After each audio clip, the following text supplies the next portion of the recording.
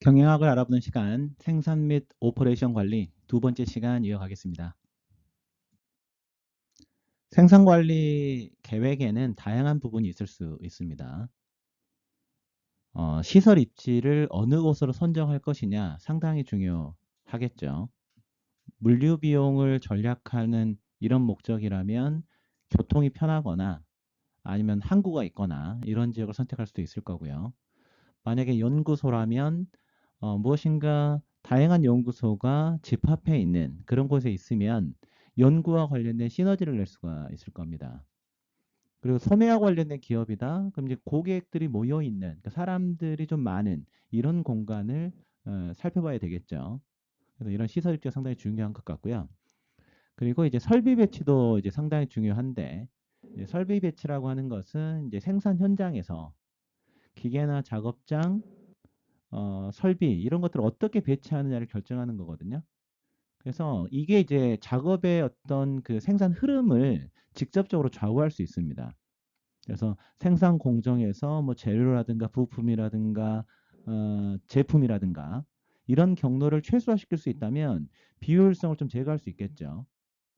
이러면 이제 작업 간의 연결성이 좋아질 수가 있기 때문에 생산 주기 시간을 단축할 수가 있고요.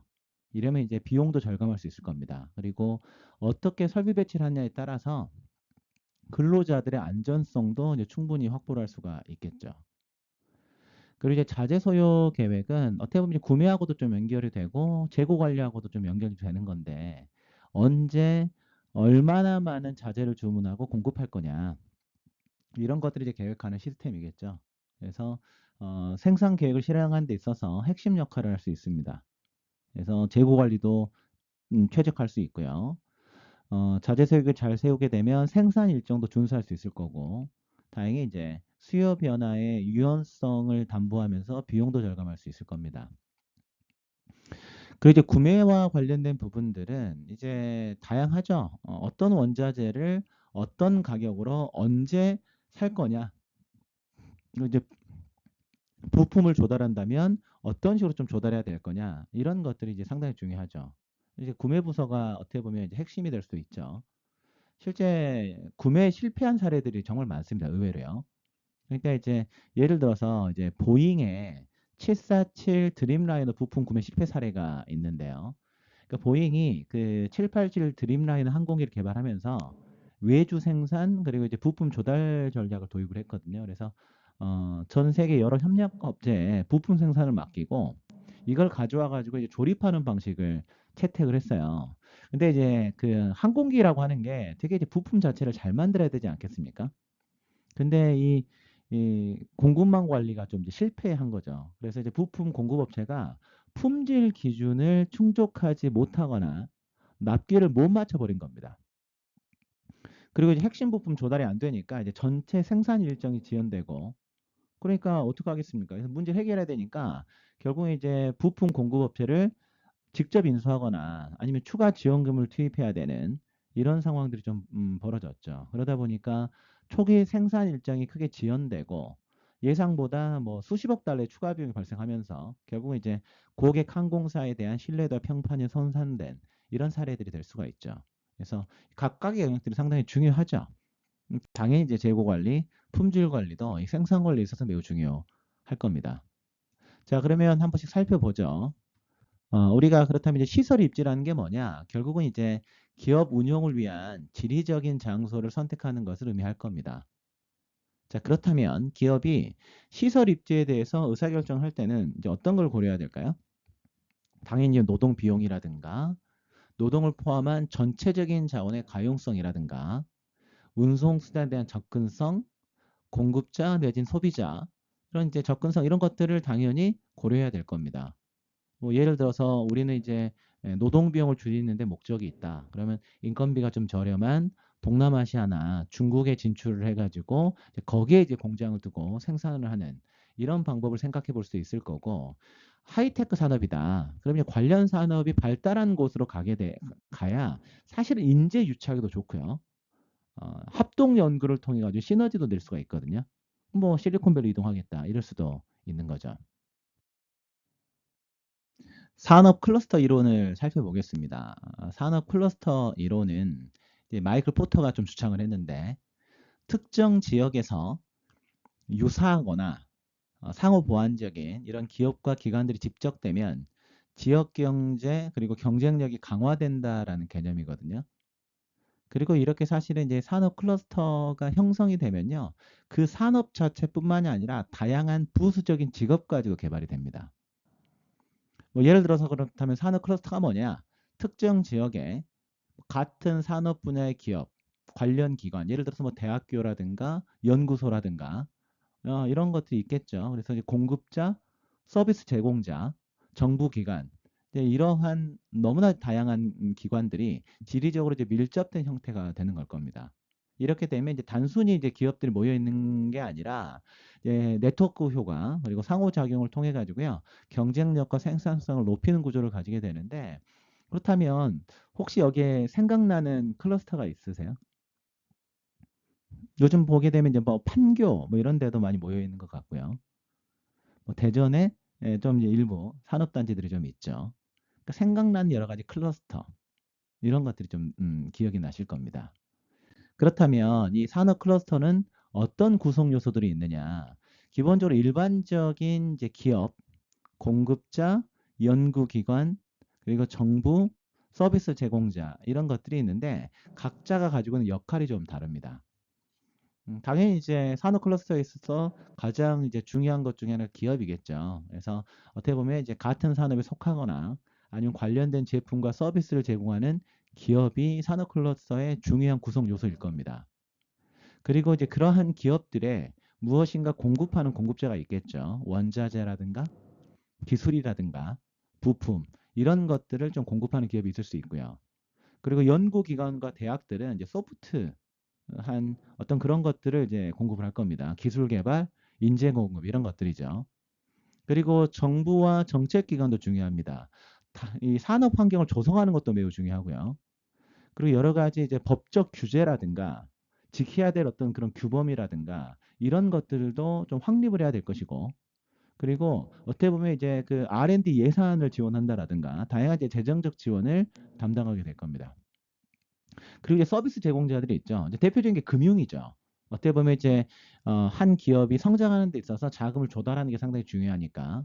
그리고 물류라든가 마케팅이라든가 이런 부가적인 서비스를 제공하는 다양한 서비스 제공자들이 있을 수가 있는데 이러한 이제 다양한 어떤 구성 요소들을 통해 가지고 산업 클러스터가 만들어지고 강화되는 것이죠. 이런 산업 클러스터는요. 다양한 장점들이 좀 있습니다. 예를 들어 첫 번째는 이제 생산성이 향상될 수 있다라는 거죠. 그러니까 기업들이 모여 있는 이런 근접성 때문에 고급 자원들을 빠르게 이용할 수가 있고요. 그리고 이제 상호 협력을 통해 가지고 효율성을 높일 수 있을 겁니다.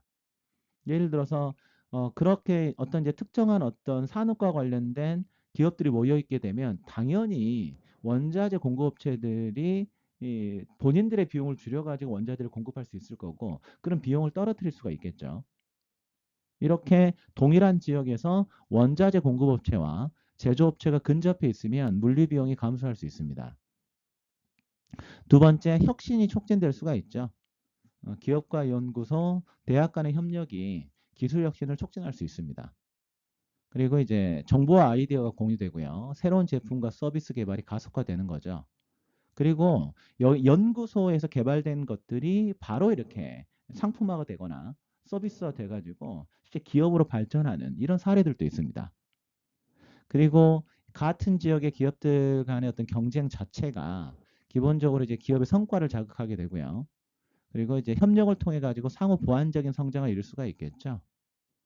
그리고 이제 이러한 것들이 이제 연계가 되면요. 어떻게 보면 이제 비용이 많이 들어가는 어떤 연구소라든가 연구기기라든가 실험기기라든가 이런 것들도 공동 구매한 다음에 동시에 사용하는 이런 것들도 효율성을 높일 수 있는 방법일 겁니다. 그리고 이제 신규 창업을 하거나 이제 성장을 지원하는 것도 이 산업 클러스터가 가지는 장점일 수가 있는데요. 그래서 이 클러스터 내에서는요, 스타트업 기업이 기존 기업과 협력해가지고 성장하기 쉬운 환경이 조성될 수 있습니다. 그래서 기술이라든가 인재, 네트워크 이런 것들이 이제 쉽게 활용할 수가 있겠죠. 이 산업 클러스터는요, 이 엄청납니다. 이 생산성 자체가. 이게 이제 실리콘밸리의 GDP를 좀 보여주는 건데요.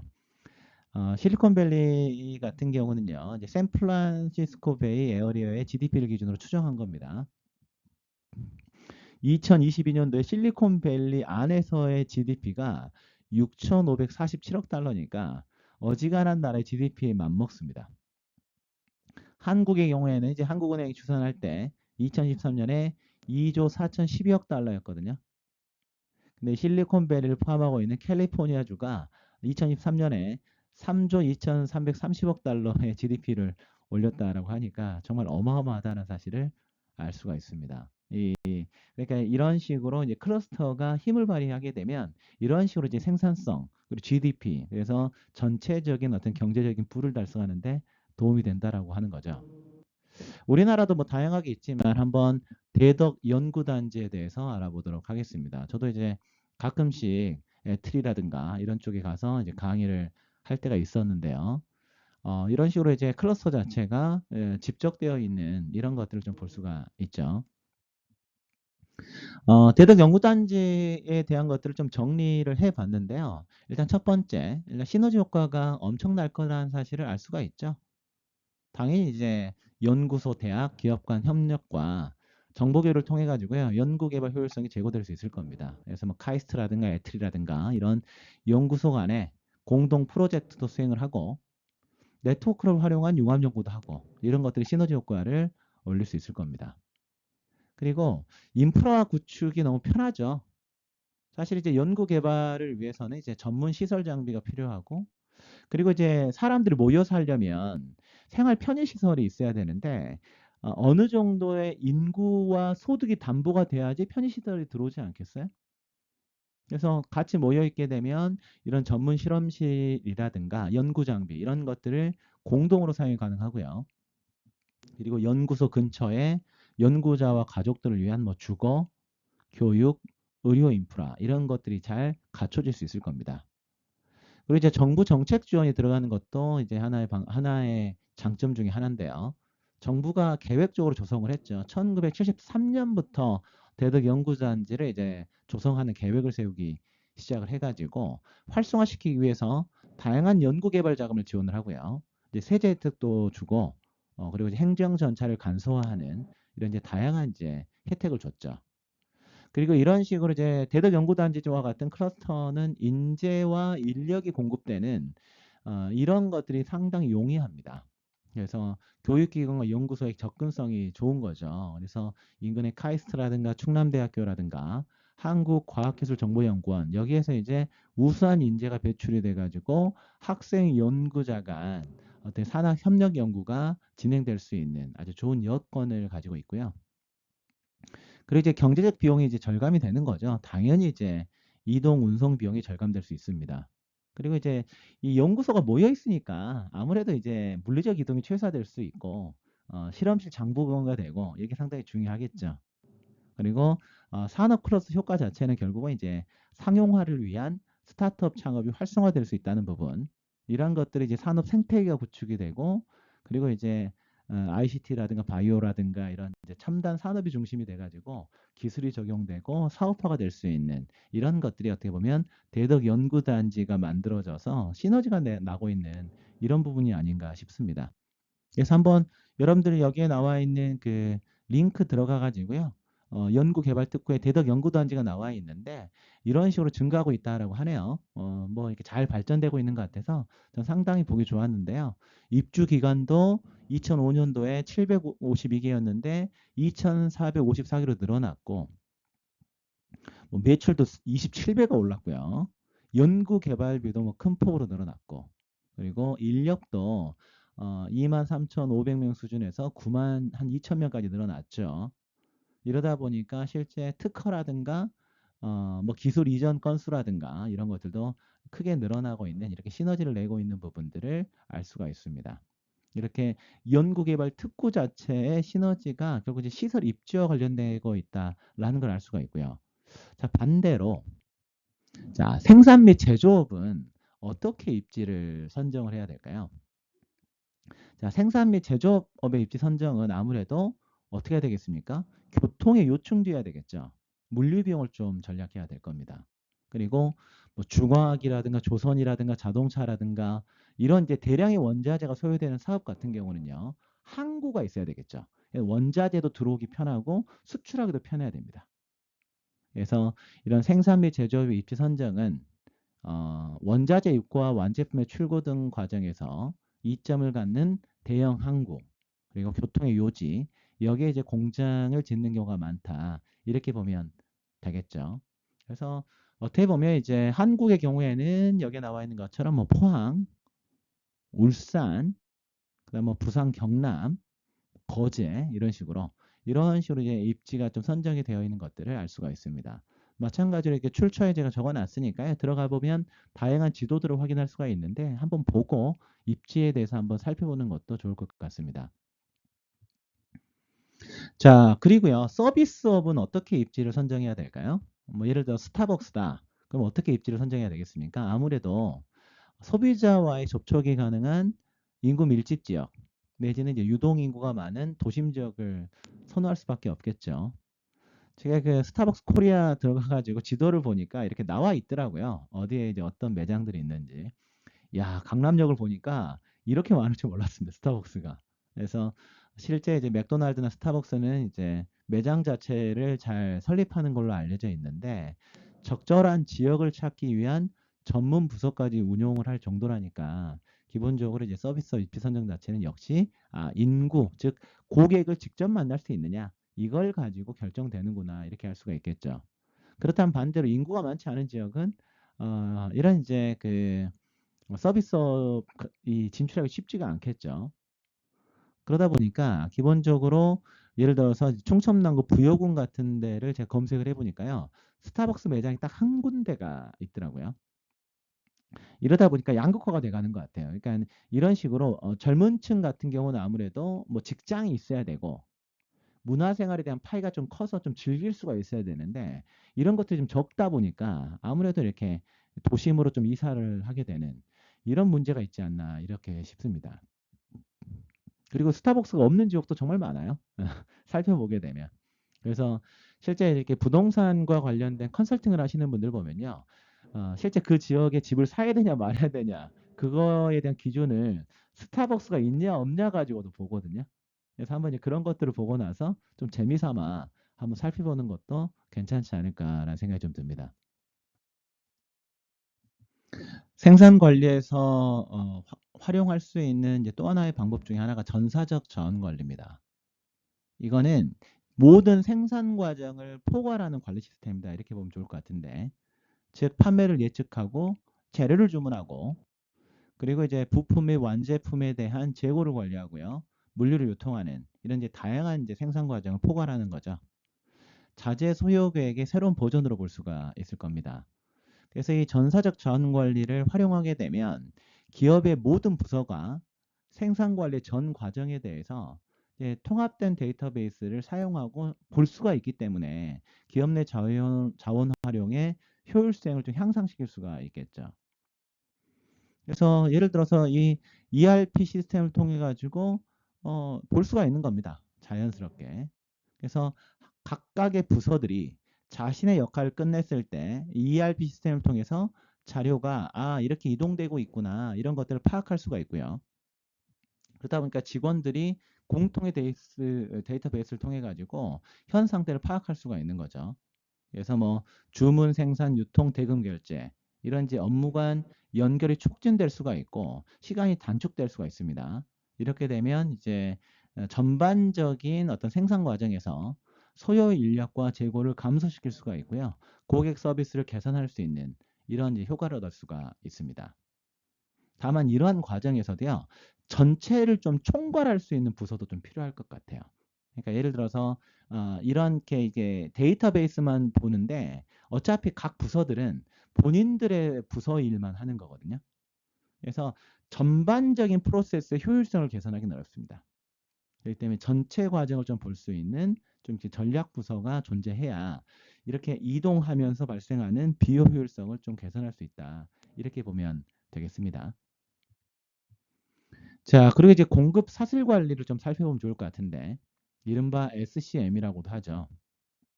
이 공급 사슬 관리는요, 공급자, 제조업체, 유통업체, 소매업체, 소비자 이렇게 이어지는 네트워크다 이렇게 보면 좋을 것 같습니다. 그러니까 이제 어떻게 보면 이제 제품이나 서비스가 소비자한테 전달되는 전반적인 과정이 있죠. 이걸 효율적으로 관리하는 체계다 이렇게 보면 되겠죠. 그래서 결국 이제 기업의 내부와 외부 자원을 통합하고 이걸 최적화해 가지고요. 이제 비용도 절감하고 운영 효율성도 향상시키고 고객 만족도를 이제 극대화시키는 것이 목표가 될 수 있을 겁니다. 그래서 사실 이렇게 되잖아요. 우리가 이제 어떤 것들을 이제 공급한다라고 하는 것은 계획을 세우고요. 그 다음에 여러 가지 다양한 원자재라든가 부품을 조달을 하는 거죠. 그리고 이걸 제조한 다음에 유통하고 이제 물류를 하는 거죠.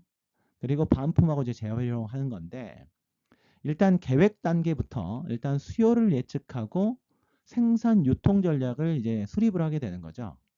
그래서 이 계획에 맞춰 가지고 자원을 어떻게 배분할 건지 이런 이제 계획을 세우는 겁니다. 그런 다음에 이제 이러한 계획에 맞춰 가지고 이제 원자재와 부품 공급자를 선정하게 되는 거죠. 그리고 이제 계약하고 구매하겠죠. 이러면서 이제 품질도 관리하고 원가 절감에 대한 어떤 계획 자체가 포함이 될 겁니다. 그리고 이러면서 효율적인 생산 공정을 통해 가지고 품질과 생산성을 극대화한 제품이나 서비스를 이제 생산을 해야 되겠죠. 그리고 이거를 이제 최종 소비자 소매업체로 이제 보내야 될 거고요. 이렇게 되면 이제 운송, 재고 관리, 창고 운영을 이제 포함하게 될 겁니다. 그리고 이제 요즘에 이제 중요한 것 중에 하나가 이제 반품 처리와 재활용 과정 관리인데 결국 이제 지속 가능성을 높이기 위해서는 이러한 어떤 전략을 잘 세워야 되겠죠. 그래서 이 공급 사슬 관리 목표는 각각의 단계에서 효율성을 달성하자라는 겁니다. 그래서 비용도 절감하고 품질도 향상시키고 속도를 최적화하는 그렇죠? 그리고 공급망 중단이라든가 재난이라든가 공급 부족 이러한 위험 요인을 사전에 파악을 하는 게 상당히 중요합니다. 사실은 이 적시 시스템이 이 위험 관리에 노출될 가능성이 높아요. 그래서 이걸 좀 사전 예측하는 게 상당히 중요하고요. 이런 것들이 잘 이루어졌을 때 고객 만족도를 큰 폭으로 증가시킬 수가 있겠죠. 그렇다면 한번 생산 관리 과정에서의 나비 효과에 따른 공급 사슬 관리 실패를 한번 살펴보면 좋을 것 같은데 이른바 이제 보게 되면 이제 고객이 한 행동이 소매업체에 영향을 주고요. 이게 도매업체에 영향을 주고 이게 제조업체에 영향을 줍니다. 근데 고객의 어떠한 행동들을 잘못 파악하게 되면 엄청나게 과잉 생산에 들어가거나 과소 생산이 이루어질 수가 있어요. 그래서 이 황속채직 효과라고 하는 것은 결국은 공급망 관리에서 발생하는 수요 정보 왜곡 현상을 의미합니다. 그래서 사실은 이제 고객이 예를 들어서 어떤 행동을 했는데 이게 공급망을 따라 올라가면서 과도하게 해석되거나 왜곡되는 것들이거든요. 그래서 채찍이 작게 움직이지만 끝에는 크게 이렇게 변동되는 이러한 이제 원리에서 유래됐다 이렇게 보면 되겠습니다. 이 황소 채집 효과가 발생하는 원인은 좀 다양하게 있는데요. 우선 수요 예측에 실패했을 때 문제가 될 수가 있습니다. 그러니까 소매 업체는요, 어떻게 보면 이제 미래 수요를 예측해서 재고를 확보를 하게 되는데, 이 예측이 틀릴 경우에 추가 주문량과 실제 수요 간 차이가 발생이 될 수가 있습니다. 근데 이거는 대기업도 마찬가지인데요. 예를 들어서 IBM이 1990년대 후반에 하드디스크 조달에 이제 실패했던 사례가 있습니다. 그러니까 IBM이 이제 하드디스크 사업에서 경쟁력을 유지하려고요. 부품 공급 업체하고 계약을 체결했거든요. 근데 수요 예측을 완전히 잘못한 거예요. 그래서 과잉 구매를 해버린 겁니다. 그런데 하드디스크 가격이 큰 폭으로 떨어지면서 대량 구매한 부품의 가치가 크게 하락했죠. 그래서 대규모 이제 재고 손실이 발생을 했습니다. 그러다 보니까 결국은 이제 하드디스크 사업에서 큰 손실을 입고 IBM은 결국 그 사업 부분을 매각해야 되는 이런 일들이 벌어졌죠. 그리고 이제 소매업체, 도매업체, 제조업체가 주문 주기가 좀 다른 경우가 많죠. 그게 누적되면 큰 변동으로 나타날 수가 있고요. 그리고 각 단계 참여자들이 공급 부족을 우려해가지고 안전 재고를 너무 과도하게 쌓으면 수요가 왜곡될 수 있습니다. 그리고 이제 가격 프로모션이나 할인도 영향을 주는데요. 예를 들어서 특정 시기에 할인 이벤트가 진행이 된 거예요. 이러면 아무래도 이제 소비자들 많이 사겠죠. 할인 이벤트 때문에 수요가 늘어났는데 오판할 수가 있는 거예요. 실질 소비가 아닌데 소비자들의 수요가 많아졌네? 조금 더 생산량을 늘려야 되는 거 아니야? 해서 과잉 생산을 초래할 수가 있거든요. 이거 조심해야 됩니다. 그리고 아무래도 이제 의사소통이 부족해가지고 공급망 각 단계에서 수요하고 재고 정보가 정확히 공유되지 않으면 정보 왜곡 현상이 발생할 수가 있겠죠. 근데 이제 이러한 수요 예측 실패를 위한 공급 과잉 이런 것들은 사실은 비일비재하게 일어납니다. 그러니까 우리나라도 이런 일들이 있었죠. 한번 우리 코로나 때로 한번 돌아가 보죠. 저도 이제 그때가 생각이 나는데 코로나가 탁 터지니까 우리나라 마스크가 사실 거의 품절이었지 않습니까? 그래서 저도 이렇게 박사학위 과정에 있을 때인데 그때 이제 선배님이 오셔가지고 마스크 한 두 장씩 나눠주는데 그게 너무 고마웠던 그런 기억이 있어요.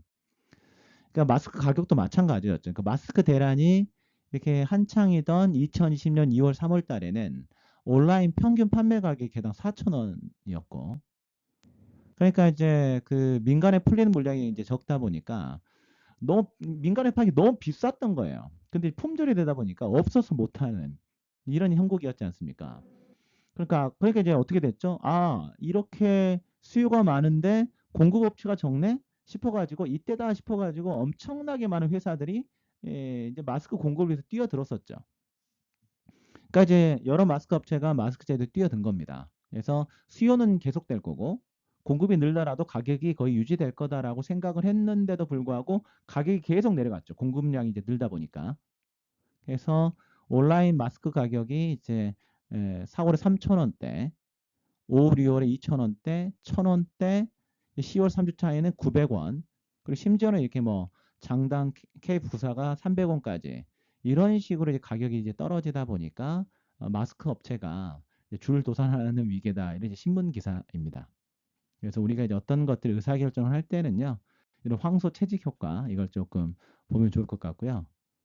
근데 이런 것들이 이제 실제 기업의 주가에도 많이 영향을 줍니다. 웰크론이라는 회사가 있는데요. 이게 이제 코스닥에 상장되어 있는 회사인데 마스크 특수 때문에 주가가 급등했다가 이제 하락했던 이런 이제 경향을 보여주는 기업이다 이렇게 보면 됩니다. 그래서 실제 이제 1992년 5월에 설립이 돼서 2003년 7월에 이제 코스닥에 상장이 됐는데 이제 섬유 산업 전체에 걸쳐서 사업을 영위를 하는데요. 마스크도 만들거든요. 코로나가 한참일 때 2020년도에 주가가 이제 급격하게 상승해가지고 뭐 만 원대까지 갔었는데 쫙 빠져가지고 이제 2천 원대. 그러니까 이 기업을 운영하는 사람뿐만 아니라 사실은 이 기업에 투자하는 사람들도 이 마스크와 관련된 그 품귀 현상에 대해서 너무 과도하게 해석하지 않았나 그런 생각이 좀 듭니다. 그래서 이건 뭐 이슈에 의해서 주식 투자하는 것이 얼마나 위험한지를 보여주는 이런 사례라고 보면 되겠죠. 자, 그리고 생산 관리에 있어서 이 구매 관리 부분도 매우 중요한 영역인데요. 제품 생산에 있어서 필요한 매우 품질 좋은 원재료를요, 필요한 시기에 가장 적합한 가격으로 최선의 공급자로부터 구입을 해가지고 적정한 장소에 납부품하도록 하는데 그 목적이 있습니다. 사실은 이게 그냥 문장이 아니라 하나하나가요, 매우 중요한 거예요. 그러니까 원재료가 싸다고 해서 좋은 게 아니고 정말 제품 상태 적절하게 품질이 좋냐 이거 따져봐야 되겠죠. 필요한 시기라는 게 뭐겠습니까? 아무리 이게 품질 좋고 싸다고 해도 불필요한 시기에 굳이 사가지고 보관 비용을 늘릴 이유가 없는 거죠. 그리고 가장 적합한 가격이라고 한다라고 하는 것은 어떤 원자재는 특정 시기에 가격이 급격하게 상승할 수 있고 떨어뜨릴 수 있습니다. 그러니까 보관 비용까지 감안을 해서 어떻게 의사결정을 해야 되는지가 정말 중요하고요. 그리고 그걸 납품할 수 있는 공급자가 어디가 좀 안정적으로 공급할 수 있는지, 이걸 어떠한 장소에 납품해야 되는지 이런 것들을 보는 것이 바로 구매 관리다. 이렇게 보면 되겠습니다. 자, 그럼 이제 두 번째 시간을 좀 정리를 하면서 다음과 같은 상황을 좀 생각해 보면 좋을 것 같습니다. 한국의 기업 상황에서 이제 자주 거론되는 것 중에 하나가요. 그 하청 업체에 대한 어떻게 보면 이제 부당한 계약이죠. 내지는 이제 가격 후려 친다거나 물량을 밀어낸다거나 이런 다양한 형태의 기업 간 소위 갑질 문제가 있습니다. 이런 것들은 이제 한국 기업 상황에서 공급 사슬 관리상의 효율성을 저하시키고 기업의 생산 관리 문제점을 야기하게 되는 거죠. 그래서 우리가 이제 B2B 거래 상황에서 공급자와 구매자의 어떤 힘의 불균형으로 인한 문제를 어떻게 예방하고 대처할 수 있는지 여기에 대해서 한번 고민해 보면 좋겠습니다. 자, 두 번째 시간 마무리하도록 하겠습니다.